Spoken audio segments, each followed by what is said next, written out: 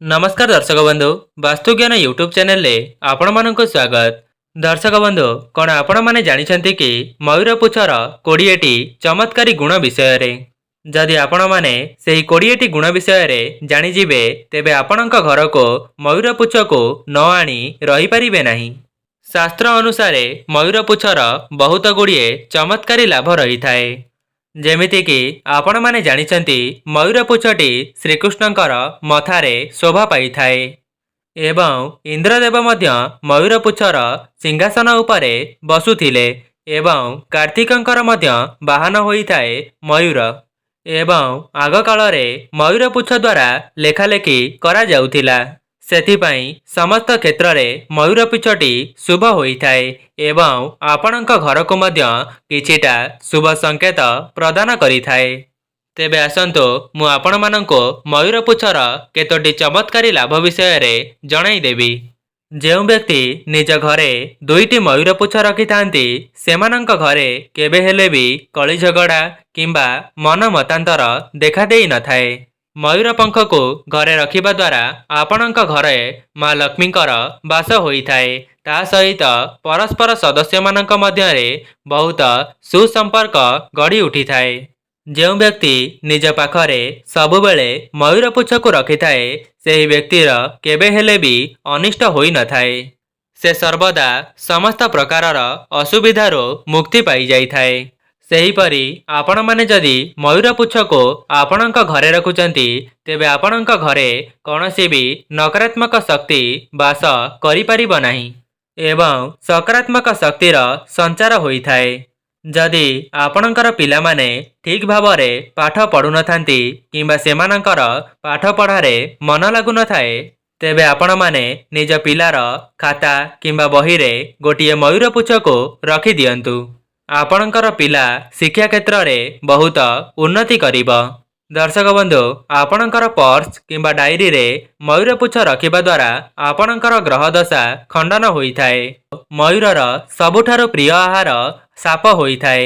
सेथिपाई जदि आपणक घर को साप मानकर आसीबार भय रहुछि तेबे आपण माने निज मुख्य द्वार रे मयूरपुछ को रखि परिबे जहा द्वारा साप माने आपणक घर ठारू दूरेई रहिबे। दर्शक बंधु आपण माने सोईबा समय रे जदि आपणकर तकिया तले मयूरपुछटी को रखी सोई जांती तेबे आपणकर मानसिक संतुलन मध्य सुदृढ़ रही थाए। दर्शक बंधु जदि आपणक घरे वास्तुदोष देखा देउछि तेबे आपण माने 3टी मयूरपुछ को आपणक मुख्य द्वार रे लगाई दियंतु। देखिबे आपणक घरर समस्त वास्तुदोष खूब कम समय मध्य रे दूर होई जिवो। नचेत आपण माने गणेशंकर प्रतिमा को निजर मुख्य द्वार सामना रे लगाई देबे ता तले मयूरपुछटी को रखिदेबे। देखिबे एपरि करिबा द्वारा आपणक घर उपरे कौनसी भी नकारात्मक शक्ति प्रवेश करि परिबो नाही।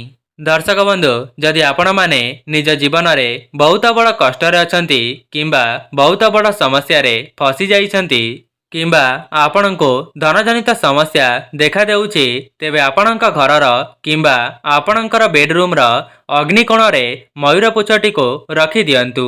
एपरि करिबा द्वारा 1 मास मध्य रे आपणक जीवनरो समस्त दुख कष्ट जंत्रणा दूर होई जाई थाए। ता सहित आपणक जीवन को धनर मध्य आगमन होई थाए। दर्शक बंधु प्रत्येक पति पत्नी मध्य रे मन मतांतर एवं कली झगड़ा होई थाए।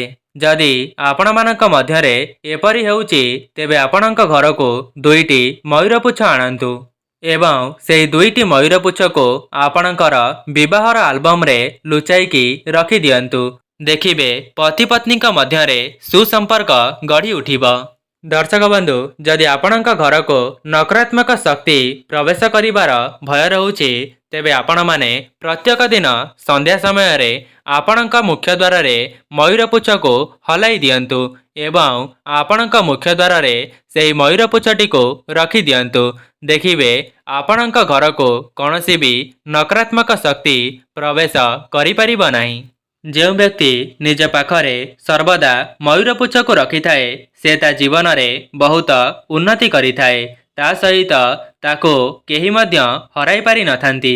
मयूर पंख को निजर मथा पाखरे रखिकरी शयन कले आपणक जीवन रे केबे दुख दारिद्रता आसी न थाए।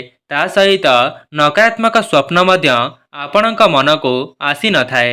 आपण माने केबे हेले भी मयूर पुछ को तले पकाइबे नाही, नचेत आपणक घरर केबे हेले भी उन्नति हेब नाही। दर्शक बंधु, जदि आपणको कौनसी भी व्यक्ति गोटे मयूर पुछ देई देउछंती तेबे आपण माने जानि जांतु जे आपणकर भल समय आरंभ होई जाइछि। दर्शक बंधु, आउ गोटे कथा आपण माने जानिछंती कि मयूर पुछटी भांगी जिबा परे मध्य ताहा जीवंत रही थाए। यह शास्त्र रे मध्य वर्णित अछि।